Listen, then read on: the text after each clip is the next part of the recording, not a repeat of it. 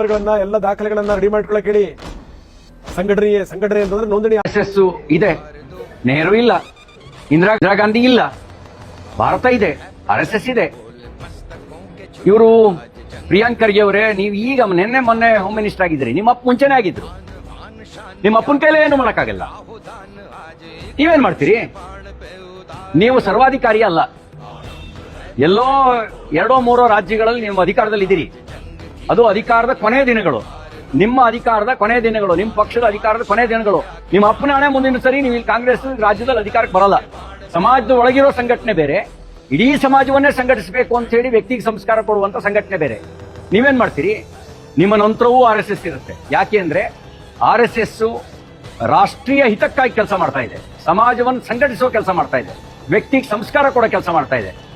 ಆ ವ್ಯಕ್ತಿಗೆ ಸಂಸ್ಕಾರ ಕೊಡೋ ಕೆಲಸ ಅದು ರಾಜಕೀಯ ಪ್ರೇರಿತವಾಗಿರೋದಲ್ಲ. ವ್ಯಕ್ತಿಗೆ ಸಂಸ್ಕಾರ ಕೊಡೋ ಕೆಲಸ ಅದು ಬಿಸ್ನೆಸ್ ಅಲ್ಲ. ನೋಂದಣಿ ಮಾಡ್ಕೊಳ್ಳಕ್ಕೆ ಅದು ಸಂಘ ಅಲ್ಲ, ಅದು ಬಿಸ್ನೆಸ್ ಅಲ್ಲ, ಅದು ಸಮಾಜವನ್ನು ಸಂಘಟಿಸೋ ಸಂಘಟನೆ, ಸಮಾಜದೊಳಗಿರುವಂತ ಒಂದು